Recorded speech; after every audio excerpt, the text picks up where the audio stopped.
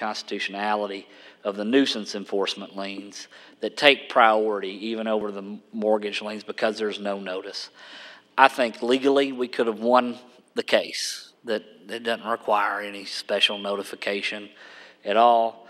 But as you know, when you take property in this way, and we have some cities that had put their code enforcement liens up $50,000, $60,000, $70,000 and then foreclosed and the mortgage holder never got paid, you know that judges strained to find something equitable, and it was not looking good in terms of any guarantee on winning the case. So the bankers were ready to challenge. So it was time to sit down and compromise. And so this yielded the opportunity then to grant the city attorneys associations, many of their members' wishes, to get this all in one statute. I think we win with this statute in a major way. The first thing it does is put them all in one statute, all under the code enforcement scheme, which you all probably use here, right? Chapter 65? No, we do most of ours now through nuisance. 82, okay. So now we're moving to 65. But 65 is going to have all the same benefits plus of 82, except you're going to have one little additional requirement in order to get the benefits. It requires that in order to have that lien priority, see, before, Chapter 65 gave no lien priority except over subsequently filed liens. In order for you all to have lien priority over any ordinance, any code violation that comes through the Code Enforcement Board, you have to create a registration system. Essentially, allow people to email you their email address to say, we want to be notified of all final code orders once a week or once a month that are entered, and give them a 45-day period in order to either pay the fine or abate the nuisance if you hadn't already abated the nuisance. And that's what the fine, and that's what the total lien cost is. That's good, because that eradicates the need for a lien. So they're saying, we never know these properties are in violation. Give us some way to do it. So you have a registration system first. Second, then you have publication. You post it somewhere on your website. So your website designer, mayor, will have to create a little section of the website to say, here's the database, here's all the final properties that were subject to a code. These are documents.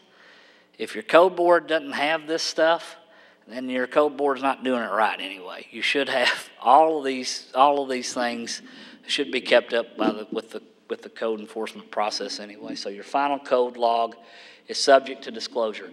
That's going to meet your publication requirement, your notice requirement, to say, look, we've satisfied notice, don't argue. You had the opportunity to register. Hey, even if you didn't register, you could have looked it up on the website. That satisfied publication for all your final code orders. It authorizes the use of a hearing officer, so you don't have to have a code board. The hearing officer can make recommendations to the code board, and that existed before, or they could enter a final order. A code hearing officer could now enter a final order. It provides that the failure of a violator to either pay the fines as cited by your code enforcement officer or give you the notice that they want to contest the citation before the code enforcement board or the hearing officer results in a waiver of the right to appeal it to district court. It is a true requirement for the exhaustion of administrative remedies and the requirement to follow the process. Before, a violator could say, not paying it, I'm not going to comply with your stupid requirement to give notice that I want to appeal it, and we're just going to go right on to district court. This clarifies that the failure to do that constitutes a waiver for the right to go for an appeal in district court. It allows you to send notifications by way of first-class mail rather than certified mail return receipt requested. It provides that the liens now are going to be for all non-paid final orders, including abatement cost, all charges and fees, including attorney's cost, all costs associated with enforcement. The affidavit of the code enforcement officer now constitutes prima facie evidence of the amount of the lien and that the code enforcement process was complied with. So in making the filing of the lien with the county clerk, the affidavit of the code enforcement officer is prima facie evidence of compliance with this whole statutory process. It codifies case law that's been out there for a while. Before, appeals to the district court were, the statute said, were on the record, or it was an administrative appeal. You look for substantial evidence on the record. Well, district courts don't have appellate jurisdiction, so the Supreme Court decided that was unconstitutional. So we clarified that the appeal to the district court is de novo review, a fresh review by the district court. So limiting that appeal right was important, requiring them to either pay or contest.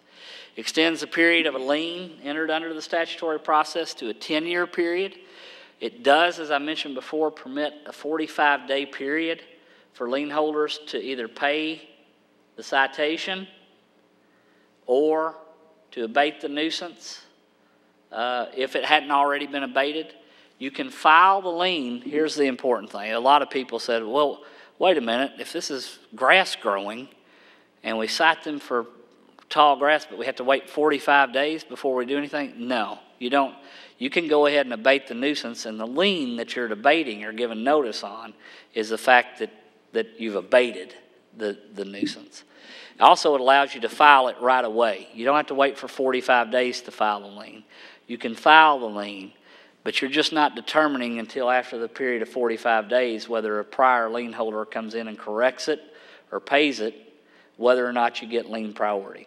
If the 45 days pass, you can file it on day one of the final order. After 45 days, you have lien, and nothing happens, you have lien priority. So you don't have to wait for filing. You don't have to wait for abatement. You're just waiting the 45 days to determine whether or not, based on the notice provisions, somebody comes in, pays it, or abates it. It allows you to double up and use the city as a code enforcement board as a vacant property review commission. If you do the higher tax rate, it doesn't make sense to have a code enforcement board, property vacant review commission. You can double those duties up. In addition, it requires the full names of the grantor. Kentucky law, again, did not require the full names of the grantor or grantee to be on deeds. Frank, you've probably done enough title searches where it's F. Wickman or J. Cheney or Jim Bob Hughes or whatever else nicknames on grants. The law now clarifies that the full names of both the grantor and the grantee have to be on deeds. Effective January 1, Chapter 82 is repealed. So you have until January 1 to get your ordinance all in line. So I have 2 red bullet points here. One, we talked 2 hours on House Bill 422. There's a lot more benefits. I can't even think of them off the top of my head. It is complicated enough that we thought it would be necessary to set up trainings throughout the state. And also, legal staff has been instructed at the league to develop a model ordinance, which should be available probably in the next month, Frank, to help. There are choices the city's going to have to make in the ordinance. You know, if you want to use a hearing officer, if you do use a hearing officer, do you want the hearing officer to make recommendations to your code board, or do you want them to be able to enter final orders? So those types of choices you'll have to make in your ordinance, but we're going to do a model. We're going to do training sessions throughout the entire state, and hopefully you can send your city attorney and your code enforcement folks to attend that. They're going to need to. It's not complicated at the end of the day, but it's a lot of changes, I think, to explain just in a few minutes. So I think we're better off doing a separate 2 or 3 hour course just on that. House Bill 343, fire districts. Who knew that fire departments fought with each other about territory so much? You did? Y'all knew that? I had no idea it was such a big deal. where these volunteer fire departments and annexing territory and who got the service area and when a city annexed. Anyway, House Bill 343 keeps fire districts. What we wanted to do was be sure, in dealing with the Fire Commission on this, that city fire departments always won. That city fire departments always had first right to provide services to their citizens. So we did that. It prohibits the fire district from annexing territory located outside the city boundaries if it's already being served by a city. And it permits a city with a volunteer fire department to serve areas that it annexed if the annexed territory is also being served by another volunteer district. So the city wins. That's what I should say. City fire departments win. House Bill 343, pretty much in every instance.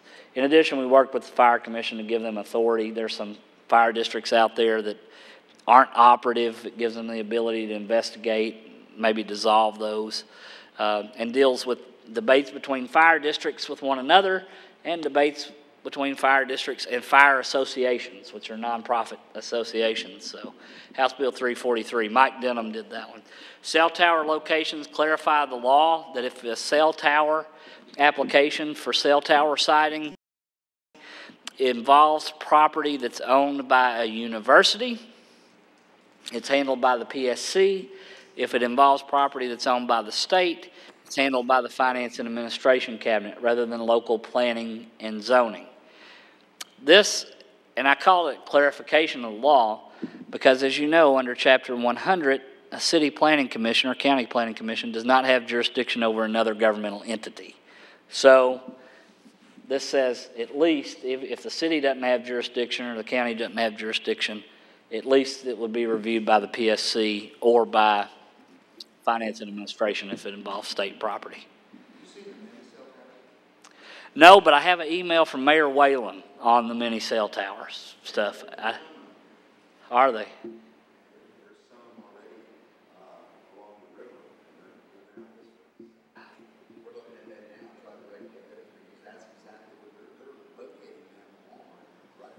Oh, are they? Without permission either, are they? So I haven't looked at them. I have to look at it. A model ordinance. That's good.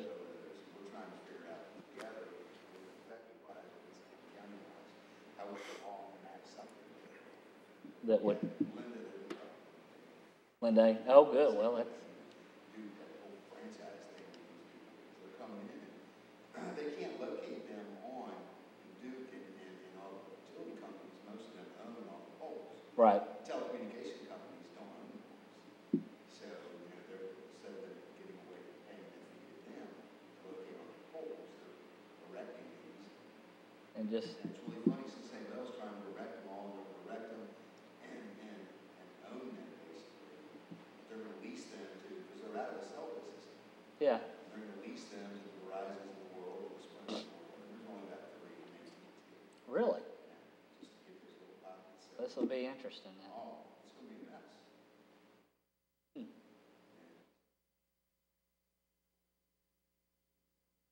Yeah. They said that's Many cell towers. We'll take a look at it. Alcohol. Some of you might need some by now. Senate Bill 11. If you want to do Thirsty Peddler, you know these bicycles, have you seen them yet that people ride through downtown where they drink and pedal at the same time? Somebody else drives that's not drinking, called quadricycles. This would allow, and this is important, home rule. City could decide whether you want these quadricycles in your city. If you do, you have to do an ordinance. You have to set up the streets.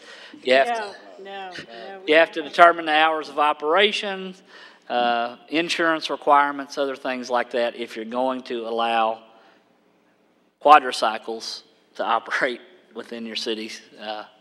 Senator Schickel from Boone County was a sponsor of the bill. Also worked with Representative Keene and another representative that did our stuff. It permits cities that's conducted a limited restaurant seating for 100 and more to enact an ordinance to authorize 50-seat limited sales.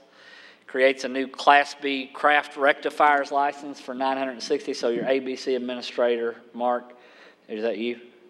You too? You probably need to amend the ordinance to create this new Class B rectifiers license for small distilleries that produce under 50,000 gallons. It requires, and most cities are already doing this, it requires for local licenses issued after January 1, 2017 to match the renewal date for state license. And I bet you've probably already done that and already matched up. But some cities and counties had not done that.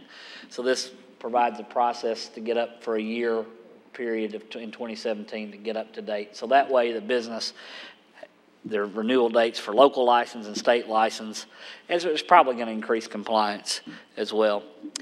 And it removes the population requirement for enactment of ordinance prohibiting election day sales. So I call this this allowed small cities to do some things that they couldn't do before. It removes the population requirements for Sunday sales, election day sales, after-hour sales. Before, only cities that had greater than 3,000 could actually regulate Sunday sales or authorize it or after-hour sales, and it removes those population requirements. The bill really is touted as a bourbon bill because it was focused on the darling of Kentucky right now. Bourbon can do no wrong. It's drawing a lot of tourism dollars and a lot of money into Kentucky right now. So it authorizes precinct election in any precinct where a distillery is located. So I think we have new distilleries, especially these craft distilleries, popping up all over the place. So it would allow precinct sales for them. In addition, it would allow them to do, beyond just sampling, would allow them to do sales by the drink on site and things like that at the actual distillery because they are becoming such tourism related industry. We'll see benefits from that even though it doesn't implicate the city directly by authorizing those types of license extensions. You won't have to change your licenses in your ordinance. Senate Bill 141 allows, I really forgot how much we did during this session, Mayor. A lot of bills impacted us. Senate Bill 141 allows you, if you have an electric utility, which you all don't, so you all don't care. Senate Bill 230, blighted properties.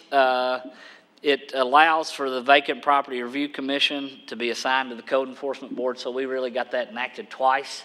I didn't think House Bill 422 would pass. It was a Republican sponsor of the House, and I thought, no way, is it going to make it? But it did, so we did double duty on this, that you could stack up boards to do vacant property review, such as your Code Enforcement Board.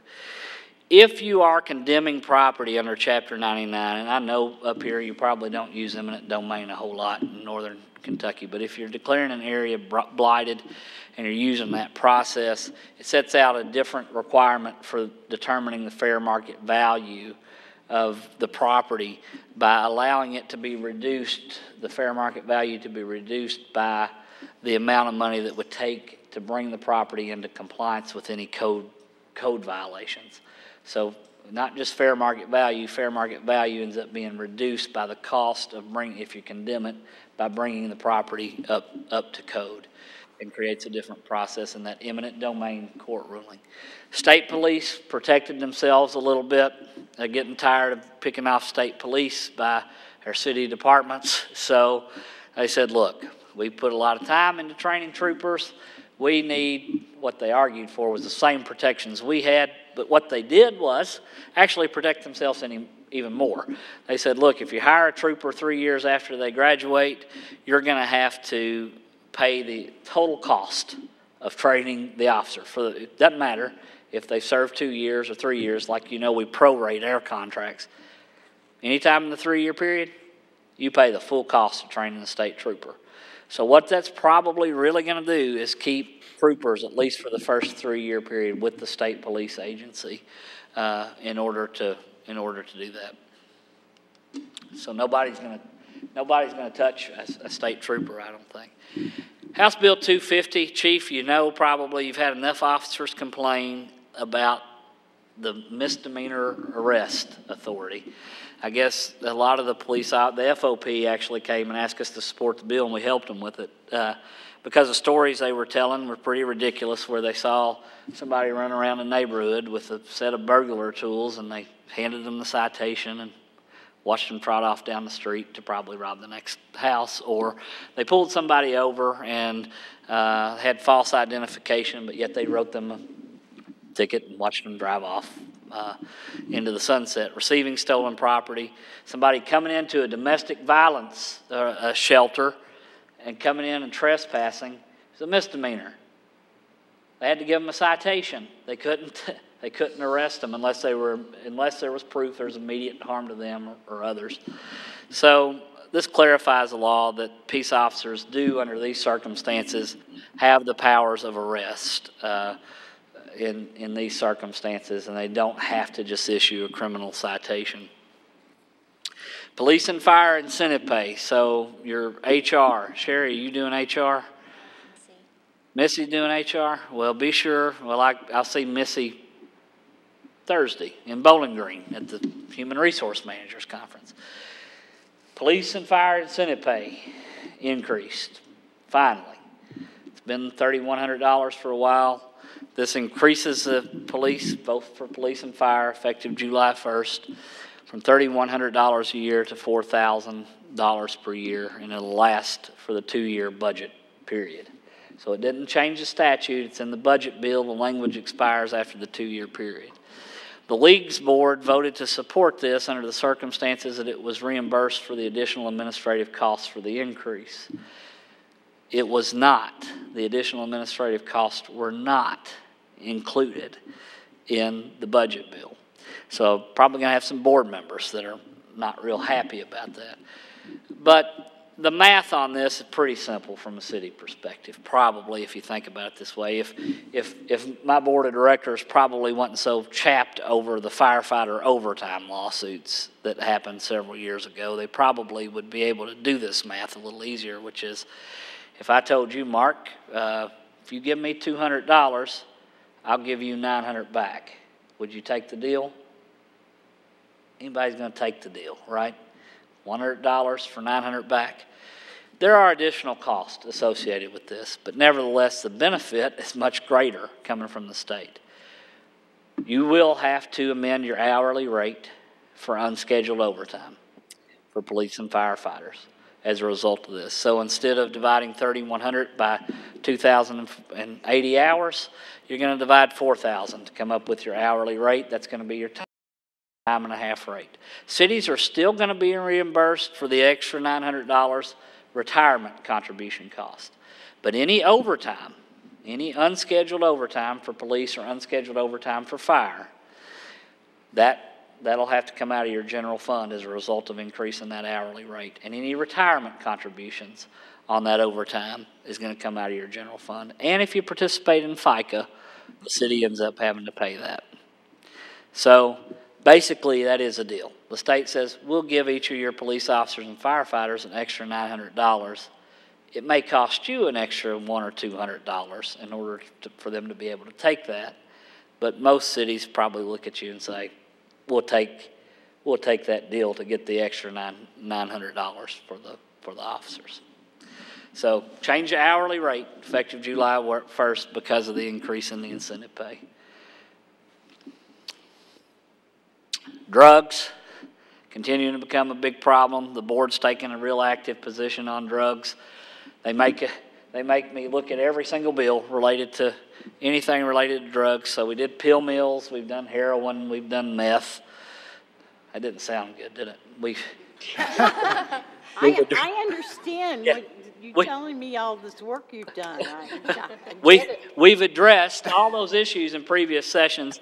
Now it's gravel and switch. Is that the terminology being used now? Gravel, switch, synthetic drugs. Kind of nutty, people scratching themselves in the face, naked in the middle of the street. These synthetic drugs make people do crazy things, not to mention kill them. So House Bill 4 we actively supported, that made hydrocodone a Schedule 3 substance instead of a Schedule 2. But in addition, it increases the penalties from Class A misdemeanor to a Class D felony for trafficking in synthetic drugs. Also on possession, which we've we've been avoiding these possession charges, increasing the penalty, but they are increasing the penalty from a Class B misdemeanor to a Class A misdemeanor for the first offense, and Class D felony for any subsequent offense for the possession of synthetic drugs. These are dangerous. Heroin's still going to be an issue. I know everybody's patted themselves on the back for the bill last session on heroin. It skims the surface. We're still going to be dealing with that issue. It's going to be an epidemic for a long time. And they're going to have to balance out the penal code with opportunities for redemption and rehabilitation. The other thing related to drugs that the league board did, which I think is pretty progressive, is to support the felony expungement bill that passed this session. For those that, for certain nonviolent felonies, being able to expunge that off the record, be able to get jobs, things like that, and get back into society. So their league board did in a progressive kind of way. So they tell us to support bills that deal with this smartly from the penal code perspective, but also to support legislation that helps with rehabilitation and potential for redemption. House Bill 4 was one that we actually did. HCR 185, our workers' comp system's a huge mess in Kentucky. We created a task force because it impacts every employer, not just city governments as employers. But we created a task force equally divided between, we'll call it the labor side of things and the management side of things. KLC has an appointment to the management side of things. The professional FOP, professional firefighters, AFL-CIO, have the labor appointees. So we're going to set up a big committee to see whether we can implement reasonable reforms to the workers' compensation system. It has not been changed since Paul Patton's first term as governor. So we have attorney's fees, and I'm not just saying this because I'm an attorney, which are embarrassingly too low, that probably, don't put me on record, the guy behind the screen's not with the press, is he?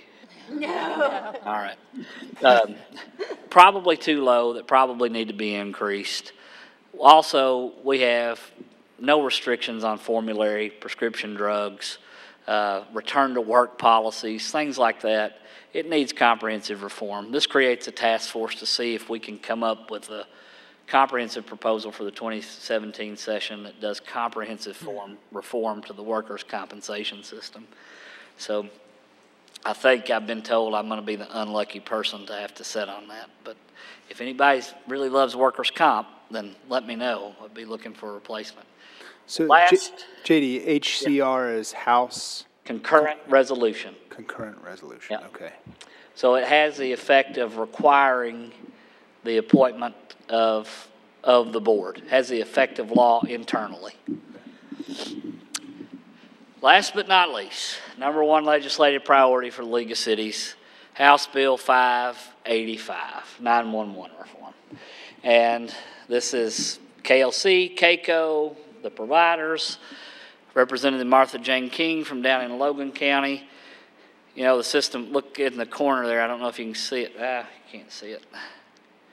So we had a Democrat House sponsor and a Republican Senate advocate who got along great. So the system kind of worked, from a bipartisan perspective. We had champions in both chamber who were communicating with one another. Campbell County here, your neighbor, really changed the tone as it related to 911 funding. It's kind of a double-edged sword. I think the best way to describe it, Mark, to say, yep, it was great that the Supreme Court recognized that cities and counties had the ability to generate fees locally some other way by doing fees on landlines. But what that Supreme Court decision did was meant that we were not going to be able to go to the General Assembly and say, increase the CMRS fee. You all have to do it. We don't have any other options, because the response from them was, you just want it the Supreme Court. You've got the tools locally. What are you doing on bended knee asking us to take your political hit? So even though it was a great victory for local governments on the one hand, it's also a double-edged sword legislatively. So after talking with several legislators, we decided we're not going to move the 70-cent fee at this perspective, at this point, at least, after coming up with the Supreme Court victory. So the burden of this ultimately is going to be on the cities and counties to determine how you're going to do a fee other than a landline if you decide to transition. This is going to generate some additional money, but it is woefully inadequate in terms of generating enough money. The first thing we do is treat these daggone prepaid providers the same as we do postpaid. Now, most of you are probably used to paying your phone bill once a month. On your monthly wireless phone bill, you have a little 70-cent charge, right? You remit it once a month when you pay your phone bill. A growing segment of the wireless industry is prepaid wireless, where people buy the device, but go into Walmart, Kroger, 7-Eleven, buy a card, recharge their phone. They do it by transaction. No monthly phone bill. They prepay in advance for the use of the minutes that they purchase. It's a growing segment of the wireless industry. They were not paying or remitting but about 35 cents per month based on the formulas. Some of them weren't paying at all, based on the averages. So what we decided to do was to make prepaid users, who will continue to grow, on the same playing field as postpaid users in terms of paying state wireless 911 fee. So we moved to what they call a point-of-sale method to collect. Point of sale, wherever the transaction occurs. The retailer is responsible for collecting it. For those prepaid transactions, instead of 70 cents a month, it's 93 cents a month. Why the difference? Because we don't like prepaid users? No, that's not the reason. Very easy. 12 monthly billing statements at 70 cents, right? If you're a postpaid user. Prepaid users only average 9 transactions per year instead of the 12. So they only recharge, they only repurchase 9. So in order to ensure that your prepaid users were submitting the same 911 fees, we had to up it to 93 cents. In addition, calculated into that is the Department of Revenue is going to be collecting it, and they don't do anything for free. The state doesn't really care to help local governments. They're going to charge a 1% collection fee. Well, we didn't want that to come out of our revenues, so we added that on. And the retailers have to be reimbursed for their cost of collection. So that's in the 93 cents. So to ensure that you all get the 70-cent equivalent, we had to charge 93 cents to prepaid users. That's going to produce about $4 or $5 million statewide. That's a drop in the bucket once you look at how that's applied. What we don't know is the next bullet point, is adding VoIP, Voice over Internet Protocol, to both landline charges and state wireless charges. We don't know how many cities and counties have been collecting on VoIP. Have you all? No. So the cable industry didn't really like this provision, but we said, look, let's treat everybody fairly. VoIP phones, internet phones, likewise have to pay any local, so this is something you're going to want to look at with your landline fee. You got rid of your landline fee? If you're doing a landline fee, they have to pay. They're also going to have to pay the statewide fee. So they're estimating this between local landline charges and the state wireless VoIP fee could be up to $14 million.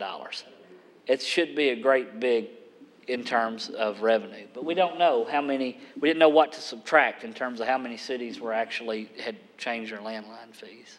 So on the other one, on prepaid, distributed the same way? Same formula, yep. Well, pretty much the same formula. We changed it around a little bit to ensure more monies came back to the local PSAPs rather than Joe Barrow's keeping it all at the state.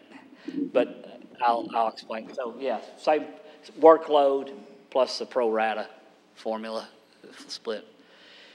We take out the provider reimbursement So that's a good question, right at the right time. The provider reimbursement that's in there that was 5% of the revenues that went to reimburse AT&T, Verizon, the providers for their equipment costs, most states had removed that. They agreed to take it out. So that's about another $4 or $5 million that's going to come back through the formula. So that's eliminated out of the formula, the provider reimbursement. So conservative estimates are about $10 million once you add all those changes together. I think with VoIP, it may be more than that. We just can't be sure what the VoIP figures are going to be because we didn't have it. CMRS didn't have the figures because cable providers weren't required to report, and so we really don't know what that's going to generate as cable providers come in and do that. So it also includes Lifeline. So we were Lifeline. That's not Help I've Fallen and I Can't Get Up. Lifeline are the free phones. In the Senate, we called them Obama phones. That was pretty popular with the Republican Senate to kind of use derogatory terminology towards them. Call them Obama phones. In the House, we were really ready to call them, remind everybody that the Obama phones started under President Bush's administration, but it's the free phones that people get under the poverty line. Generally, you know, you'll see them at gas stations selling out of the back of a panel van or something along those lines. But those guys that were subscribing to those phones or getting those free phones weren't carrying their weight. They made a lot of 911 calls, as you might imagine. So they're also going to be responsible. The way we set that up was the providers of those phones, those free phones, are responsible for remitting the 70 cents equivalent to the state on the wireless, and that they can determine the methodology if they want to collect it from the consumer. It authorizes them to do it. But the ultimate responsibility for payment is the actual provider providing the phone. So they can determine how they want to collect it. They can determine how they want to do it. But the Obama phone users will have to pay as well. One of the things we heard on 911 as we went through the process was, well, we need less PSAPs. We need less 911 centers. I know you all hear that up in northern Kentucky too about consolidation in general. I'm pretty proud, I think, of where we are in Kentucky. We have 416 cities, 120 counties, but only 98 PSAPs. That's pretty impressive for Kentucky to be down to 98. We had several legislators who would have liked to have just mandated everybody go to the state police dispatch, which would have been crazy idea in order to mandate everybody there. We had some who wanted to pull out magic markers and put it in area development districts or create boundaries for PSAPs and who they would cover. My argument there is you see how bad they screw up redistricting every 10 years. We don't want them with magic markers drawing boundaries for PSAP regions. Nor did we want it with area development district regions. So instead of mandating consolidation, this bill incentivizes consolidation. It provides $2 million for any consolidation effort instead of the $1 million. It prioritizes grant funding, so this is going to be a little bit of a disadvantage for you guys. The first priority on grant funding would be not excluding state police posts. They don't count. But any jurisdiction in the discretionary funds that are left through the CMRS board. It allows any PSAP that represents all the local governments in 2 or more counties first priority in terms of the funding. So we tried to dress that up and look like it was incentivizing consolidation as opposed to forcing a consolidation effort. The very last thing, well, it does more things, but another important thing that the bill does is to modify the composition of the 911 Services Board to add 2 city and 2 county officials. Counties weren't represented at all on there. We only had 1 city official on there, 1 mayor. The governor just appointed Mayor Fisher from Louisville, who's a fine person, but never went to any of the meetings. So we wanted to get city officials who would actually go and be responsible. One of the things we keep hearing, you all, the elected officials, are the ones responsible for funding this and acting the budget ordinance. But you all are not represented. The PSAP directors were actually the ones that were more represented on the board, so we wanted there to be more elected, 2 elected county officials from the city's perspective. One has to be elected. The other one could be a non-elected officer like a city clerk or city manager, in addition to serving on there. In addition, the CMRS director was chairman of the board and served on the board. In most cases, I don't know of League of Cities, you know, the executive director does not chair the board of directors. They work for the board of directors, so we ended up changing that government structure. So we did this little journey all the way down the road to get to the way Frankfort looks today, which is always a welcome sight with the tulips, no more snow on the ground. Legislature goes home. We're all safer when that happens. Although this session we did have a really good set. We fell short on some things, like LIFT, local option sales tax. We tried for a restaurant tax expansion. There's still extensive discussion about changing the road funding formula. There's a lot of work left to do to better position our cities to better represent their citizens. But I think we made laudable progress, I think, this session in terms of advancing cities and advancing your all's cause. And I'm already shifting to June the 9th. We have our first board of directors meeting where we will start setting the agenda for the 2017 session. And we do that in June so we can start drafting the bills and lobbying and finding sponsors, all to be ready to go again when they come back in January of 2017. So it seems like we're just closing the books on 2016. I'm trying to take some victory laps, and I appreciate Mark and the mayor and you all and Sherry for inviting me up here to take a victory lap, because we did have a successful session this year, and hopefully you'll find this legislation very helpful. If you have ideas for 2017, let me encourage you to call me, let me know. We present any idea, no matter how stupid it is, I say, and so the board members will debate it. They will say, look, this is a dumb idea, we're not going to support it. They're generally nicer, they don't say it that way, but they'll debate any suggestion to include on the agenda. They're the ones I answer to at the end of the day. They make a collective decision about whether or not what positions we're going to take and what we're going to pursue. So stay involved. It's your legislative program. I don't think we would be successful if these ideas didn't come from city government leaders like you all. So thank you again, and I'll be happy to answer any questions or conclude if you all would like to leave, whatever your pleasure. I had one quick question. Yes, sir. Please excuse my naivete. What is PSAP? PSAP, Public Safety Answering Point. Oh, okay. And that is a 911 call center. Okay, thank you. Sorry, I get used to those acronyms and start throwing them out. Thank you. Well, thank you all. All right, thank you, JD. Thank you for coming. Thanks for coming. And be safe going home.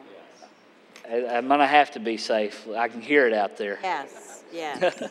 Thank you all again. Thank you, JD. So much. Great to see you.